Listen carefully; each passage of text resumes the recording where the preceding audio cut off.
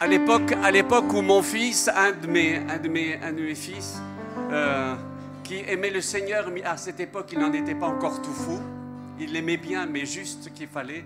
Je me rappelle qu'il était rentré d'un match de foot et je lui ai dit, fils, comment ça s'est passé? Il m'a dit, c'était terrible. J'ai dit, mais tu as perdu la voix. Il y a dans le monde des gens qui perdent leur voix pour des tas de choses. Mais alors, nous qui aimons Jésus, Amen. est-ce qu'on peut l'applaudir une dernière fois? Si on avait commencé comme ça, tu es grand, Seigneur.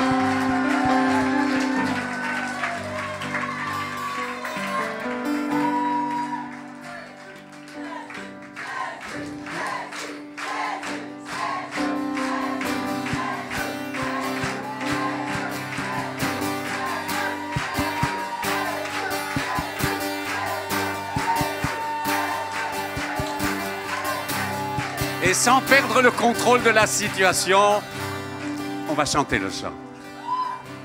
Tu es grand Seigneur.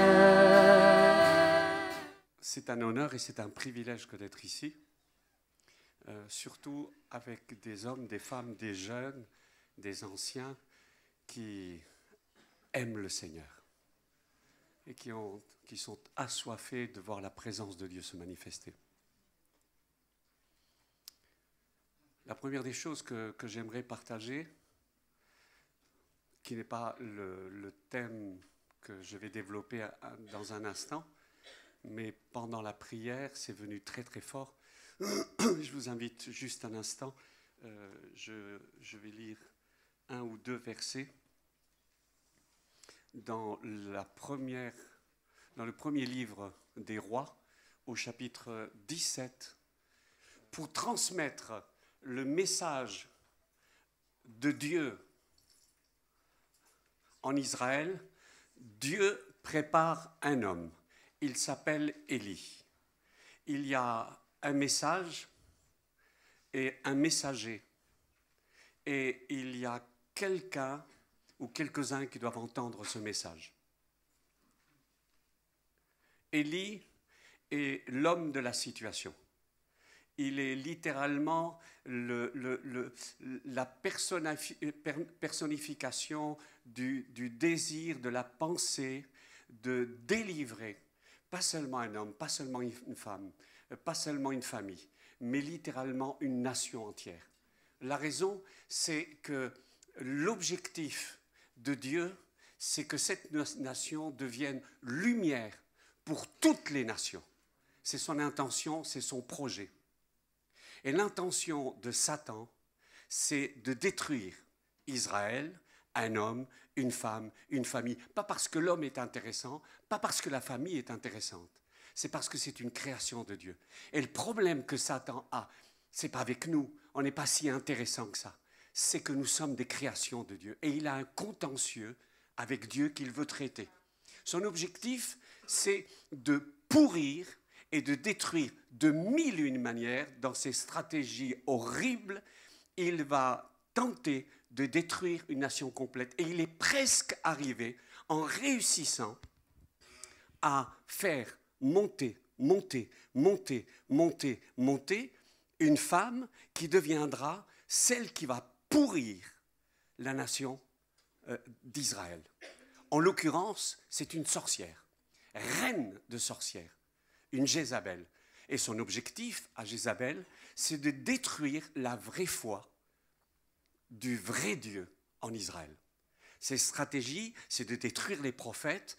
Et alors, il y a du sang qui coule, des sacrifices.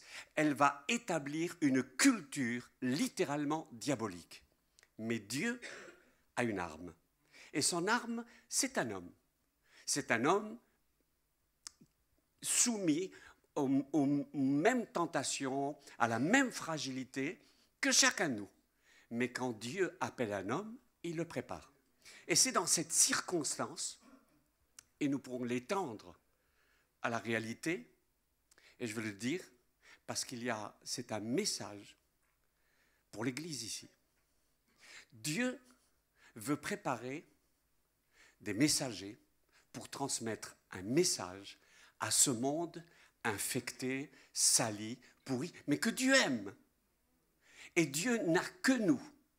Alors cette phrase, si vous voulez la noter, si vous prenez des notes, Dieu fait tout, mais jamais sans nous. Dieu fait tout, mais jamais sans nous. Et c'est dans ce contexte que nous lisons.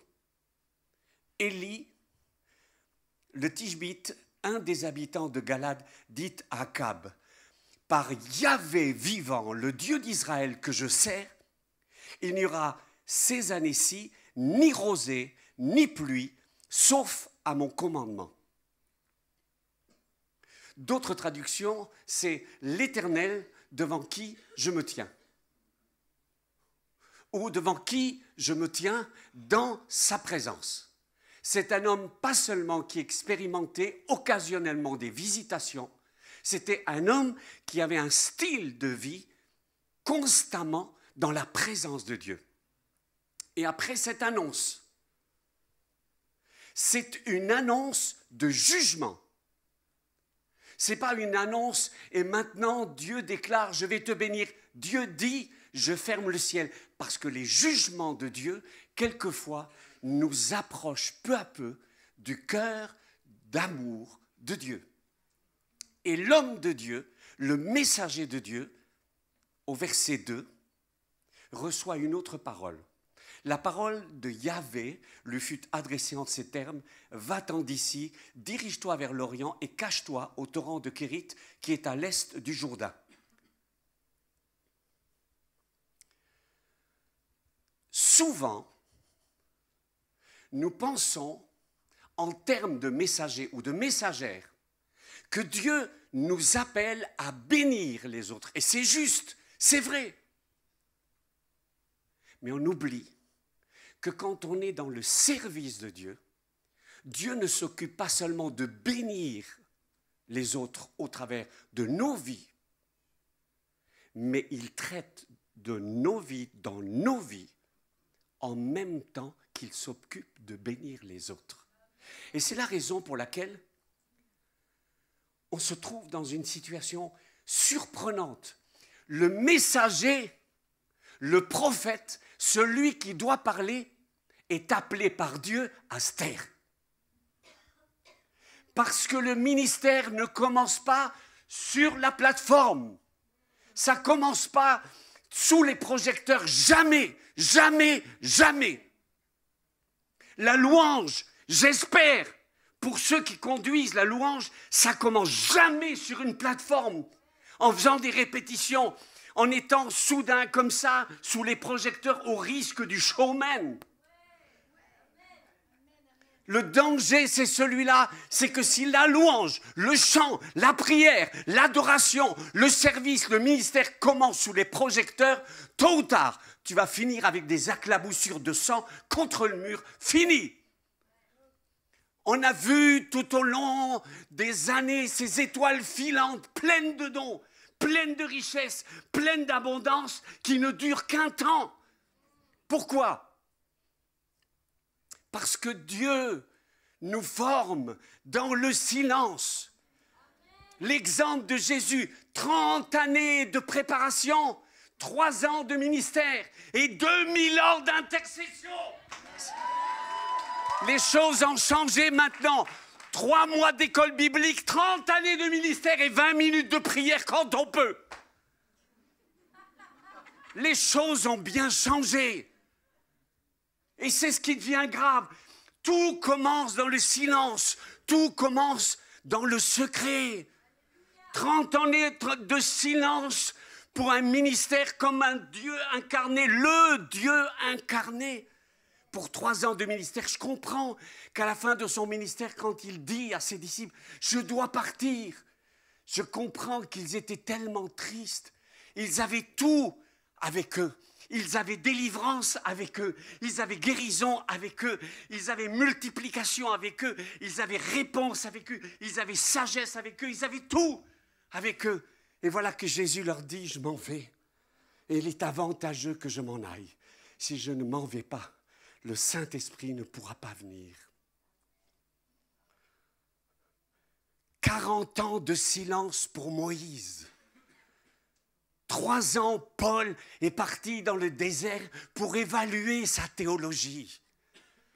Et quelquefois, on veut du rapide, on veut du maintenant. C'est normal, c'est la société de post-modernité. Et même maintenant, la société a encore changé. On veut tout de suite.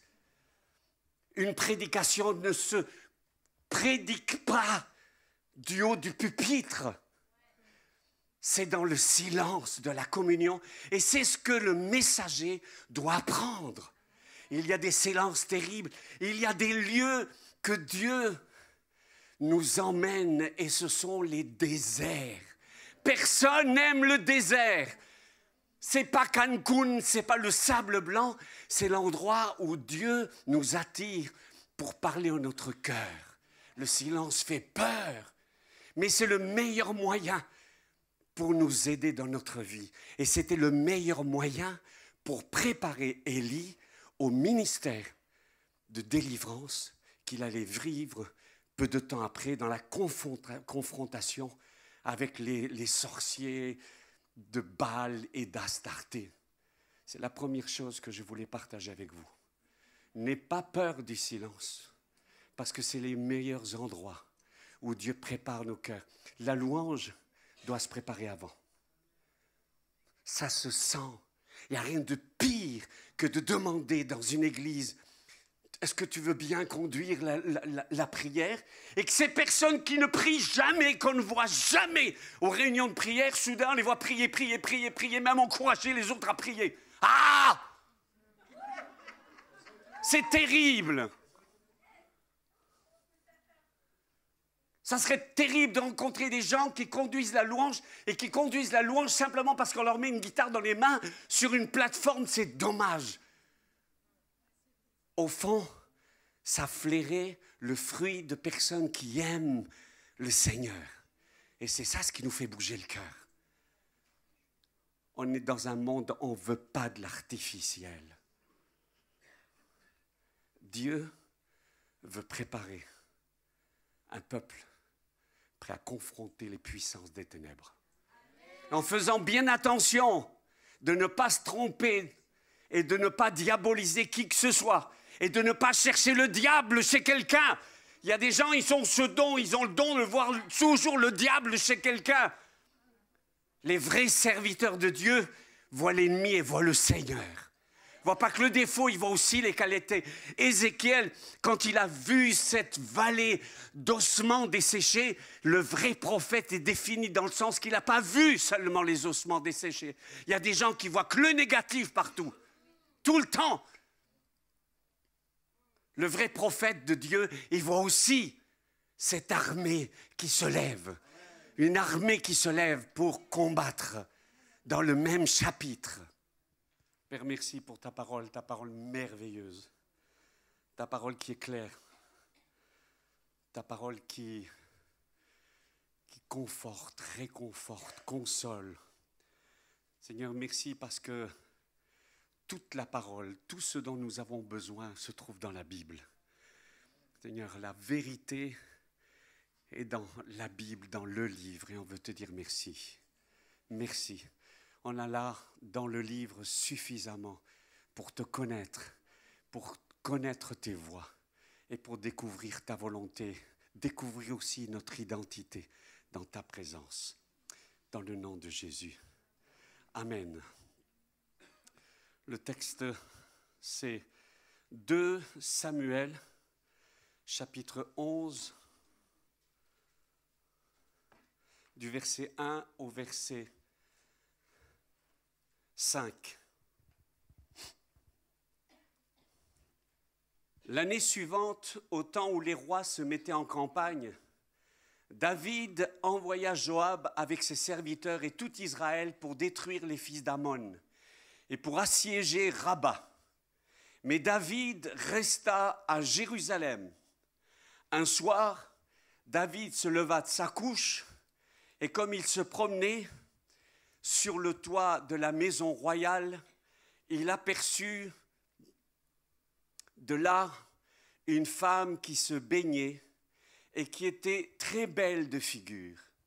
David fit demander qui était cette femme et on lui dit n'est-ce pas, Bathsheba, fille d'Éliam, femme d'Uri le Héthien.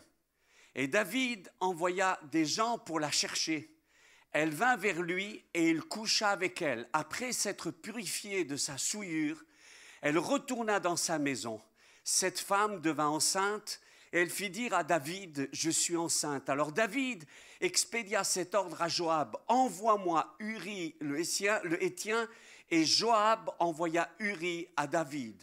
Uri se rendit auprès de David qui l'interrogea sur l'état de Joab, sur l'état du peuple et sur l'état de la guerre. C'est une histoire terrible et une question fondamentale doit être posée ici pour la personne qui a déjà lu ce texte ou qui est familier avec le texte de la Bible. Je résume l'histoire de David, le second choix de Dieu. Ce n'était pas le premier choix de Dieu. Le premier choix de Dieu, c'était Saül. Mais voilà que Saül, par ses désobéissances répétitives, est devenu un inutile. Est-ce que Dieu ne l'aimait pas? Dieu l'aima toujours. Mais il était inutile, il ne savait pas obéir. Et s'il obéissait, il n'obéissait pas complètement.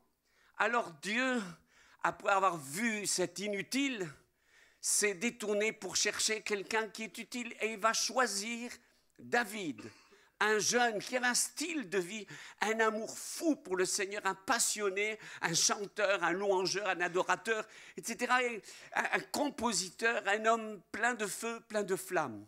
Le prophète Samuel va l'oindre et puis l'Esprit de Dieu va le toucher.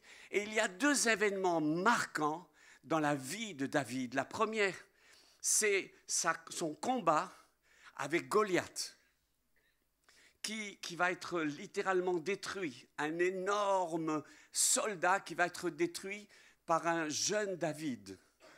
Et puis, il y a une deuxième histoire terrible. Alors ça, cette histoire, c'est l'histoire du succès et de la gloire. Et puis, il y a cette histoire terrible de la défaite dans la vie de David. C'est l'histoire de David et Bathsheba. L'histoire de David et Bathsheba, et c'est important qu'on l'éclaire très rapidement. C'est quoi comme histoire? C'est l'histoire d'une séductrice ou c'est l'histoire d'un abus et de l'autoritarisme d'un roi qui a abusé d'une jeune femme? C'est important qu'on l'éclaire. Et la parole de Dieu, au travers de la prophétie de Samuel, va déclarer d'une manière très claire que le responsable et le coupable dans cette affaire, c'est David, le bon roi David, l'homme, le oint, l'appelé, le béni.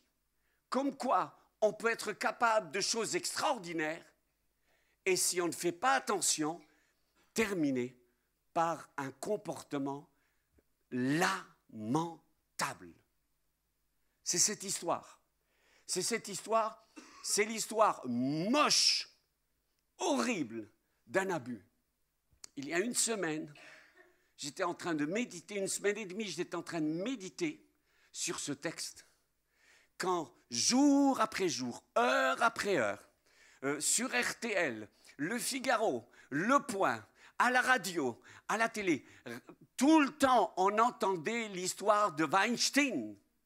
Tout le monde a entendu parler de ce producteur Weinstein, ce grand, puissant milliardaire qui, pendant des années, a fait la pluie et le beau temps.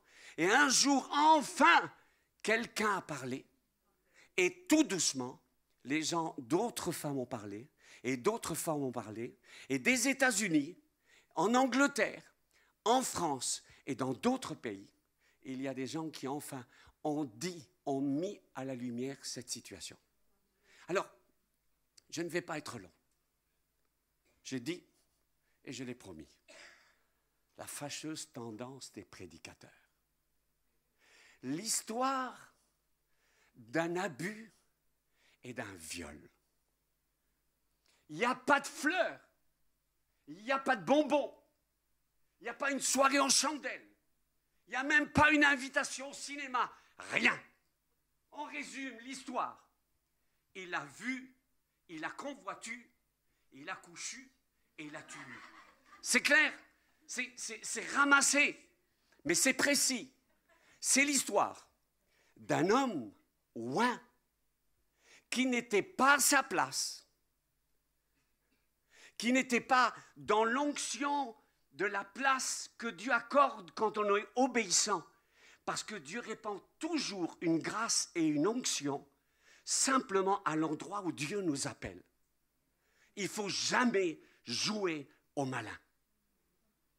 Donc, ce soir-là, David a confondu le jour et la nuit. Le jour, il dormait et la nuit, il se promenait. Et cette nuit-là, il a regardé. Au lieu de regarder et dit « Oh Seigneur, que ta création est belle », il a regardé trop. On peut voir et se détourner. Et voilà. Mais soudain, il a ouvert la porte au péché et l'ennemi est venu. De la même manière que Satan, dès le livre de la Genèse, a abusé par ses mensonges, c'est la même manière, c'est le même comportement qui, jour après jour, la délivrance, c'est pas une parano, c'est pas une technique, c'est pas quand tu seras délivré, tu seras bien, non, la délivrance, c'est libérer de nos ennemis. Luc chapitre 1, nous soyons délivrés pour que nous puissions le servir. C'est le danger de croire qu'une délivrance, c'est simplement pour qu'on se sente mieux. Ça serait dommage, ça développerait des personnes avec un cœur délivré plein d'ingratitude. La délivrance nous conduit ensuite à le servir sans crainte. L'histoire d'un abus, l'histoire d'un viol. Bathsheba, son nom signifie la fille du serment. C'est l'histoire, la même histoire que lorsque les parents de Samuel, Anne, la maman, ne pouvait pas avoir d'enfant. Elle dit, je te ferai un vœu. Bathsheba s'appelle la fille du vœu. Ça veut dire que ses parents ne pouvaient pas avoir d'enfant et ont fait un vœu et ont eu une enfant qu'ils ont consacrée à Dieu. Uri, ses parents, ses grands-parents n'étaient pas croyants et ils se sont consacrés à la foi du Dieu d'Israël. Uri signifie lumière. Dieu est ma lumière.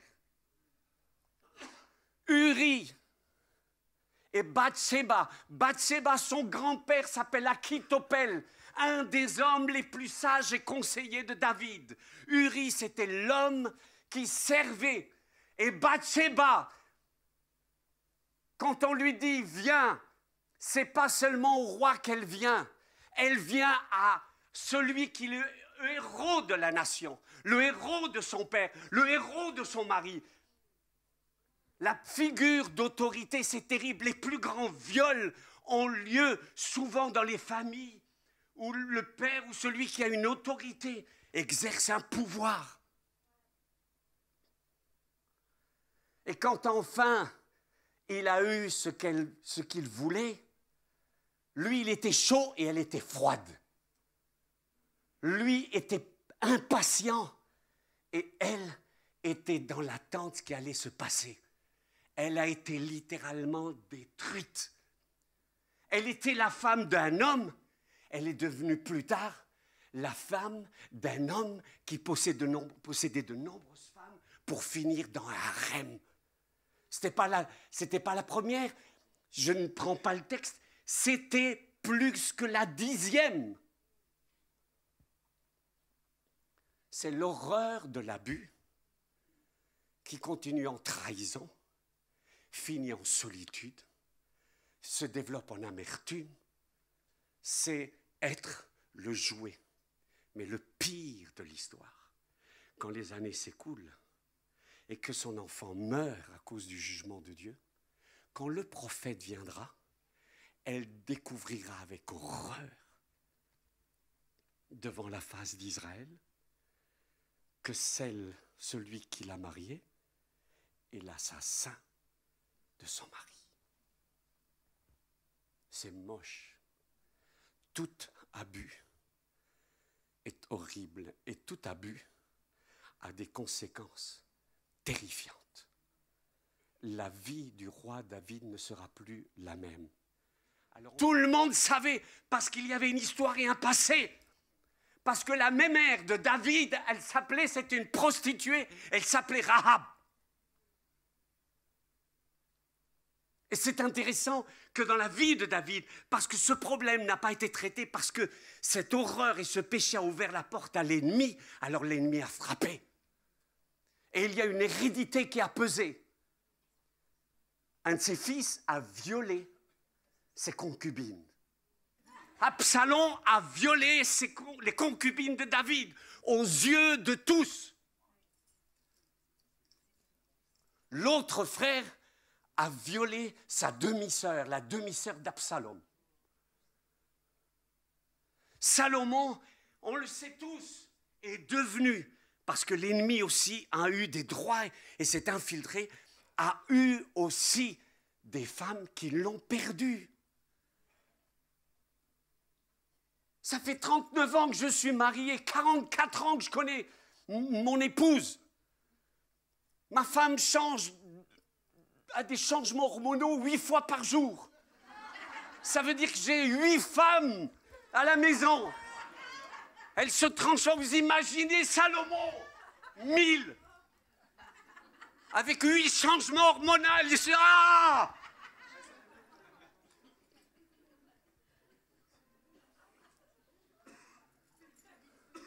La délivrance confronte et traite ces situations. Maintenant, et je l'entends depuis 15 ou 20 ans, il y a des amis médecins qui ont en consultation des personnes, des dames qui ont découvert une grosseur au niveau de la poitrine. Vous savez ce que le médecin pose comme question? Est-ce qu'il y a quelqu'un dans votre famille? Maintenant, on se dit non, c'est pas possible, on est délivré de tout. Il y a comme des héritages qui ont besoin d'être confrontés.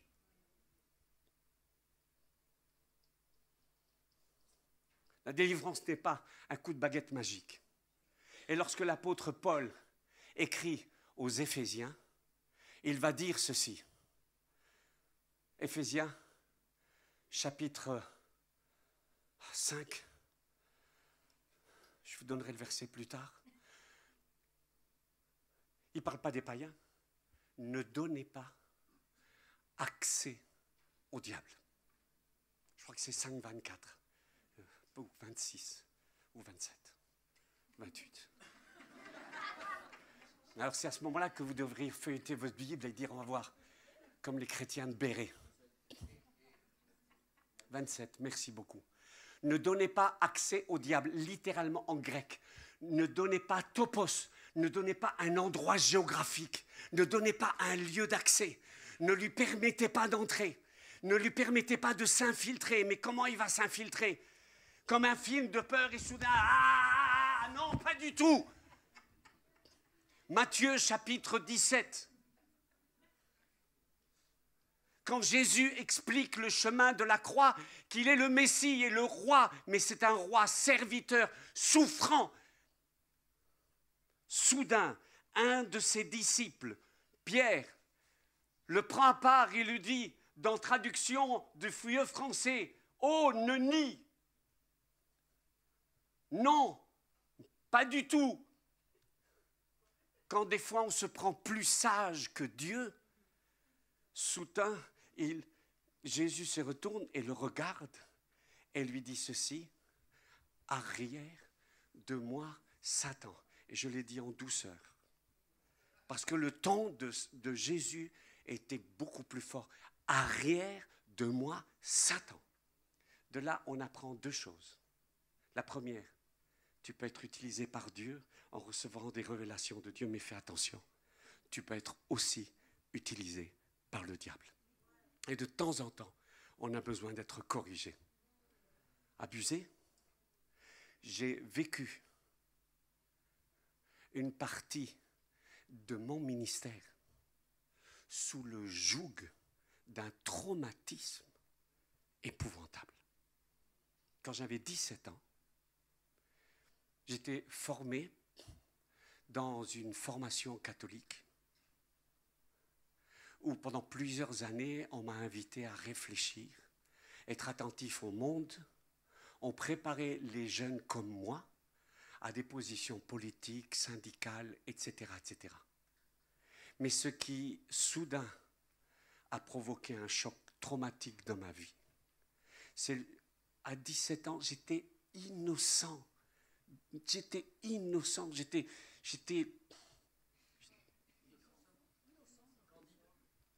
candide, naïf. Et ce soir-là, j'étais assis en train de regarder la télévision avec un prêtre, un aîné, une autorité, pour moi un exemple, une figure d'autorité, une figure de père. Lorsqu'il se tourne vers moi, il me regarde dans les yeux et il me dit comme ceci, « Couche avec moi ». Pour un jeune de 17 ans, maintenant dans les jeunes de 17 ans, ils en savent 1000 fois. Mais moi, à cette époque, j'étais bête. J'ai vécu un choc tellement grand, je peux vous le dire comme si c'était hier. J'ai entendu ses lèvres bouger. Je crois que j'ai entendu, mais à l'intérieur, il y a comme un fusible qui a sauté. Et je lui ai dit ceci. Excuse-moi, je n'ai pas compris ce que tu as dit, mais j'étais déjà sous le choc. Et il a répété la même phrase. Je me suis mis à trembler. Je crois qu'à ce moment-là, j'ai commencé à bégayer. Et je suis parti, j'étais sous un état de choc. Je suis rentré à la maison.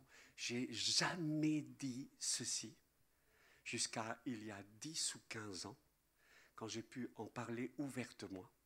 Mais à partir de ce moment-là, il s'est produit quelque chose qui m'a amené d'une part au Seigneur, et d'autre part qui a permis que je rencontre le Seigneur. Mais même que j'avais rencontré le Seigneur, je me rendais compte qu'une partie de ma vie, émotionnellement, était littéralement verrouillée par un traumatisme émotionnel que je qualifie maintenant, je le dis maintenant, j'ai pardonné.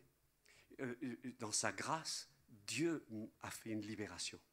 Dieu a utilisé Jean-Marc et d'autres bien-aimés, mais surtout en Jean-Marc pour confronter cet esprit qui a soudain fait sortir, a brisé une gangue autour de mon identité en Christ, en faisant peser sur ma vie un mensonge terrible. Je m'identifie à Bathsheba. Je m'identifie à cette situation parce que je me suis rendu compte que le Seigneur, quand il a son regard d'amour et de bonté, il travaillera constamment pour libérer notre identité, pour qu'on puisse le servir en nouveauté de vie. Des mensonges qui brisaient et qui littéralement avaient posé dans ma vie un mauvais logiciel, un système qui me brisait au point. Je peux dire je m'aime. J'ai des parents aimants. Mon épouse m'aime. Je suis aimé. Mais il y avait comme quelque chose qui m'empêchait, par des mensonges de l'ennemi, m'empêchait de rentrer dans la plénitude de ce que je suis. Romains 12, versets 1 et 2. Je vous exhorte, frères, par les compassions de Dieu, à offrir vos corps en sacrifice saint vivant, ce qui serait de votre part un culte raisonnable. Ne vous conformez pas au siècle présent, mais soyez transformés par le renouvellement de l'intelligence afin que vous discerniez. C'était comme si l'ennemi avait injecté un mensonge dans ma vie pour m'empêcher d'être moi-même. Et je termine par ce texte de 2 Corinthiens, chapitre 10. Nos armes sont puissantes et efficaces. et nous détruisons les forteresses et tous les arguments ou tous les sophismes qui s'élèvent contre la connaissance de Dieu.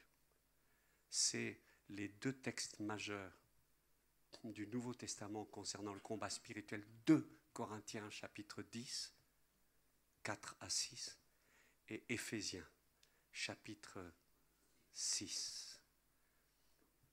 La libération, c'est apporter la lumière de la vérité à toute cette puissance de mensonge.